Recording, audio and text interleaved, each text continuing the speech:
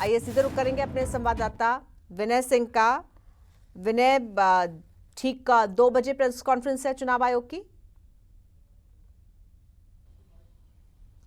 बिल्कुल, आज दोपहर 2 बजे चुनाव आयोग की तरफ से प्रेस कॉन्फ्रेंस बुलाई गई है और इस प्रेस कॉन्फ्रेंस का मकसद दिल्ली विधानसभा चुनावों की तारीखों का ऐलान करना है और इस तारीखों का सबको इंतजार है, चाहे वो राजनीतिक पार्टियां हों या दिल्ली के मतदाता हो, क्योंकि हर कोई अपने वोट का इस्तेमाल करना चाहता है। राजनीतिक पार्टियां जनता के वोट रिझाने में पिछले कुछ दिनों से लगी हुई है।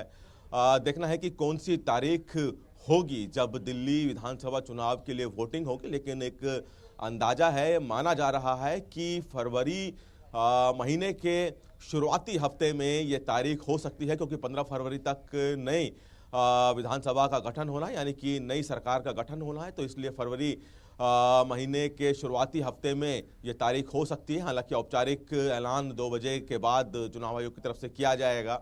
चुनाव आयोग की तरफ से तैयारियां पूरी कर ली गई है। कल ही दिल्ली में कुल कितने मतदाता हैं, कितने पुरुष मतदाता हैं, कितनी महिला मतदाता हैं, कितने ट्रांसजेंडर मतदाता हैं, तो इसकी एक फाइनल सूची चुनाव आयोग की तरफ से जारी की गई थी। और जब कल ये फाइनल वोटर लिस्ट जारी की गई, तभी इस बात का अंदाजा हो गया था कि आज चुनाव आयोग की तरफ से प्रेस कॉन्फ्रेंस करके तारीखों का ऐलान किया जा सकता है, और वही देखने को मिला। और 2 बजे जब चुनाव आयोग की तरफ से प्रेस कॉन्फ्रेंस होगी, तो पहले चुनाव आयोग की तरफ से तमाम तैयारियों की जानकारी दी जाएगी, मतदाताओं की जानकारी दी जाएगी, और उसके बाद तारीखों का ऐलान किया जाएगा। और पूरी संभावना है कि एक ही चरण में, यानी कि एक ही दिन दिल्ली की सभी 70 विधानसभा सीटों पे मतदान हो जाएगा, और उसके 1 से 2 दिन बाद वोटों की गिनती हो जाएगी, यानी कि चुनाव परिणाम आ जाएगा। कौन जीतेगा ये तो परिणाम के बाद पता चलेगा, लेकिन राजनीतिक पार्टियों को भी इस तारीख का इंतजार है और उनकी तैयारियां जोरों पर हैं। बिल्कुल विनय, और काफी दिलचस्प इस बार दिल्ली का मुकाबला होने वाला है, क्योंकि जिस तरह से आम आदमी पार्टी पिछले 2 टर्म से लगातार काबिज है, जाहिर तौर पर हैट्रिक लगाने की तैयारी आम आदमी पार्टी की तरफ से भी है, और बाकी जो राजनीतिक दल हैं उनकी भी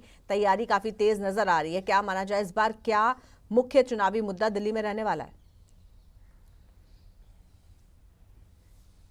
देखिए, जिस तरह से आपने कहा कि लगातार 10 साल से दिल्ली में आम आदमी पार्टी काबिज है, और बिल्कुल इसमें कोई दो राय नहीं है, लेकिन एक बड़ी कहीं ना कहीं जो भी पार्टी लंबे समय से सत्ता में रहती है, उनको एंटी इनकम्बेंसी का सामना करना पड़ सकता है। हो सकता है कि आम आदमी पार्टी को भी विधानसभा चुनावों में थोड़ी सी नाराजगी का सामना करना पड़े।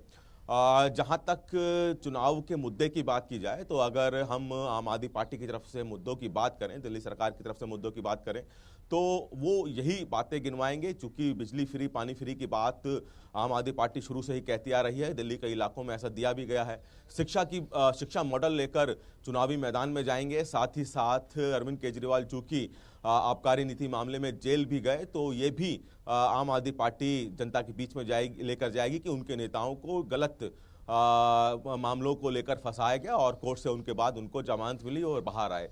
ये आम आदमी पार्टी के मुद्दे होंगे। वहीं भारतीय जनता पार्टी लगातार अरविंद केजरीवाल जब मुख्यमंत्री थे और जो उनका आशियाना था, यानी कि जो सरकारी आवास था, उसको शीश महल करार दे रही है भारतीय जनता पार्टी, और पिछले कुछ दिनों से उसी को लेकर जनता के बीच जा रही है। तो एक बड़ा मुद्दा भारतीय जनता पार्टी का चुनावों में रहने वाला है। विकास के काम क्या रहेंगे? हालांकि भारतीय जनता पार्टी लगातार कह रही है कि केंद्र सरकार की तरफ से बहुत से विकास के काम दिल्ली में किए गए हैं, और अगर बीजेपी की सरकार आती है तो विकास के काम कंटिन्यू रहेंगे, यानी कि जारी रहेंगे।